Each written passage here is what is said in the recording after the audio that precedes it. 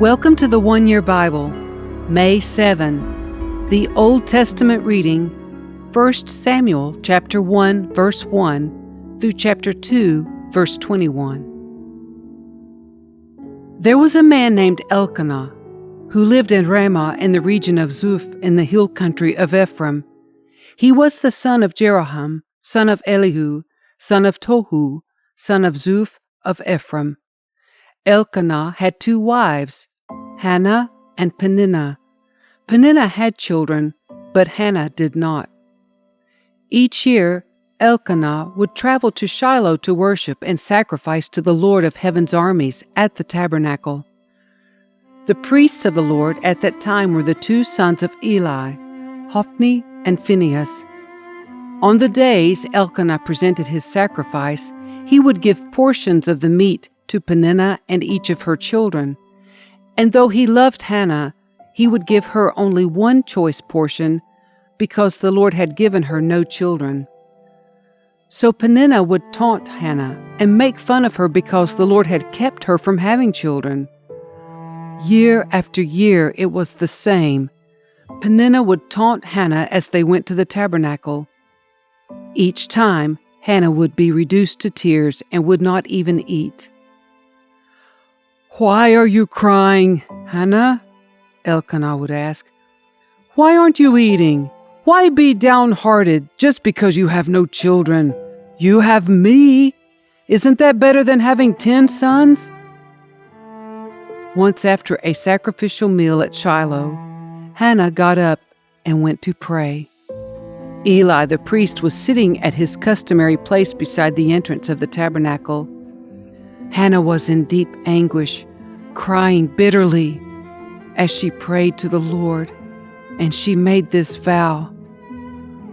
"O Lord of heaven's armies, if you will look upon my sorrow and answer my prayer, and give me a son, then I will give him back to you. He will be yours for his entire lifetime, and as a sign that he has been dedicated to the Lord, his hair will never be cut." As she was praying to the Lord, Eli watched her. Seeing her lips moving but hearing no sound, he thought she had been drinking. "Must you come here drunk?" he demanded. "Throw away your wine." "Oh, no, sir," she replied. "I haven't been drinking wine or anything stronger. But I am very discouraged, and I was pouring out my heart to the Lord. Don't think I am a wicked woman, for I have been praying out of great anguish and sorrow." "In that case," Eli said, "go in peace. May the God of Israel grant the request you have asked of him." "Oh, thank you, sir," she exclaimed. Then she went back and began to eat again, and she was no longer sad. The entire family got up early the next morning and went to worship the Lord once more. Then they returned home to Ramah. When Elkanah slept with Hannah, the Lord remembered her plea, and in due time she gave birth to a son. She named him Samuel, for she said, "I asked the Lord for him." The next year, Elkanah and his family went on their annual trip to offer a sacrifice to the Lord and to keep his vow. But Hannah did not go. She told her husband, "Wait until the boy is weaned. Then I will take him to the tabernacle and leave him there with the Lord permanently." "Whatever you think is best," Elkanah agreed. "Stay here for now, and may the Lord help you keep your promise." So she stayed home and nursed the boy until he was weaned. When the child was weaned, Hannah took him to the tabernacle in Shiloh. They brought along a 3-year-old bull for the sacrifice, and a basket of flour and some wine. After sacrificing the bull, they brought the boy to Eli. "Sir, do you remember me?" Hannah asked. "I am the very woman who stood here several years ago praying to the Lord. I asked the Lord to give me this boy, and he has granted my request. Now I am giving him to the Lord, and he will belong to the Lord his whole life." And they worshiped the Lord there. Then Hannah prayed, My heart rejoices in the Lord. The Lord has made me strong. Now I have an answer for my enemies. I rejoice because you rescued me. No one is holy like the Lord. There is no one besides you. There is no rock like our God. Stop acting so proud and haughty. Don't speak with such arrogance. For the Lord is a God who knows what you have done. He will judge your actions. The bow of the mighty is now broken, and those who stumbled are now strong. Those who are well fed are now starving, and those who were starving are now full. The childless woman now has 7 children, and the woman with many children wastes away. The Lord gives both death and life. He brings some down to the grave, but raises others up. The Lord makes some poor and others rich. He brings some down and lifts others up. He lifts the poor from the dust and the needy from the garbage dump. He sets them among princes, placing them in seats of honor. For all the earth is the Lord's, and He has set the world in order. He will protect His faithful ones, but the wicked will disappear in darkness. No one will succeed by strength alone. Those who fight against the Lord will be shattered. He thunders against them from heaven. The Lord judges throughout the earth. He gives power to His king. He increases the strength of His anointed one. Then Elkanah returned home to Ramah without Samuel, and the boy served the Lord by assisting Eli the priest. Now the sons of Eli were scoundrels who had no respect for the Lord or for their duties as priests. Whenever anyone offered a sacrifice, Eli's sons would send over a servant with a 3-pronged fork. While the meat of the sacrificed animal was still boiling, the servant would stick the fork into the pot and demand that whatever it brought up be given to Eli's sons. All the Israelites who came to worship at Shiloh were treated this way. Sometimes the servant would come even before the animal's fat had been burned on the altar. He would demand raw meat before it had been boiled so that it could be used for roasting. The man offering the sacrifice might reply, "Take as much as you want, but the fat must be burned first." Then the servant would demand, "No, give it to me now, or I'll take it by force." So the sin of these young men was very serious in the Lord's sight, for they treated the Lord's offerings with contempt. But Samuel, though he was only a boy, served the Lord. He wore a linen garment like that of a priest. Each year, his mother made a small coat for him and brought it to him when she came with her husband for the sacrifice. Before they returned home, Eli would bless Elkanah and his wife and say, "May the Lord give you other children to take the place of this one she gave to the Lord."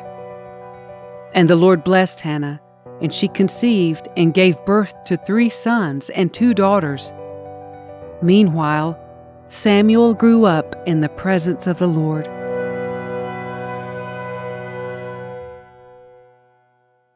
The New Testament reading, John chapter 5, verses 1 through 23.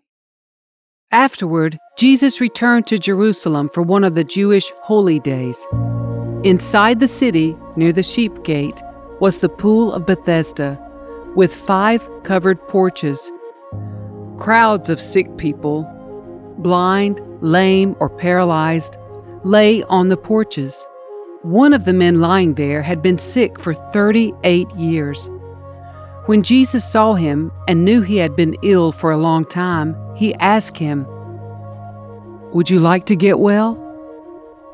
"I can't, sir," the sick man said, "for I have no one to put me into the pool when the water bubbles up. Someone else always gets there ahead of me." Jesus told him, "Stand up, pick up your mat, and walk." Instantly the man was healed. He rolled up his sleeping mat and began walking. But this miracle happened on the Sabbath. So the Jewish leaders objected. They said to the man who was cured, "You can't work on the Sabbath. The law doesn't allow you to carry that sleeping mat." But he replied, "The man who healed me told me, 'Pick up your mat and walk.'" "Who said such a thing as that?" they demanded. The man didn't know, for Jesus had disappeared into the crowd. But afterward Jesus found him in the temple and told him, "Now you are well, so stop sinning, or something even worse may happen to you." Then the man went and told the Jewish leaders that it was Jesus who had healed him. So the Jewish leaders began harassing Jesus for breaking the Sabbath rules. But Jesus replied, "My Father is always working, and so am I." So the Jewish leaders tried all the harder to find a way to kill him, for he not only broke the Sabbath, he called God his Father, thereby making himself equal with God. So Jesus explained, "I tell you the truth, the Son can do nothing by himself. He does only what he sees the Father doing. Whatever the Father does, the Son also does. For the Father loves the Son and shows him everything he's doing. In fact, the Father will show him how to do even greater works than healing this man. Then you will truly be astonished. For just as the Father gives life to those he raises from the dead, so the Son gives life to anyone he wants. In addition, the Father judges no one. Instead, he has given the Son absolute authority to judge, so that everyone will honor the Son just as they honor the Father. Anyone who does not honor the Son is certainly not honoring the Father who sent him."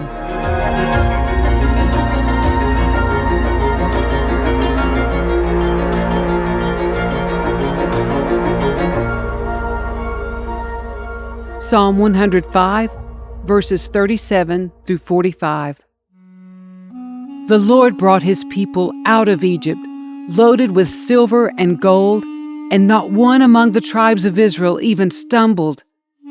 Egypt was glad when they were gone, for they feared them greatly. The Lord spread a cloud above them as a covering, and gave them a great fire to light the darkness. They asked for meat, and he sent them quail. He satisfied their hunger with manna, bread from heaven. He split open a rock, and water gushed out to form a river through the dry wasteland. For he remembered his sacred promise to his servant Abraham. So he brought his people out of Egypt with joy, his chosen ones with rejoicing. He gave his people the lands of pagan nations, and they harvested crops that others had planted. All this happened so they would follow his decrees and obey his instructions. Praise the Lord. Proverbs 14, verses 28 and 29. A growing population is a king's glory. A prince without subjects has nothing. People with understanding control their anger. A hot temper shows great foolishness.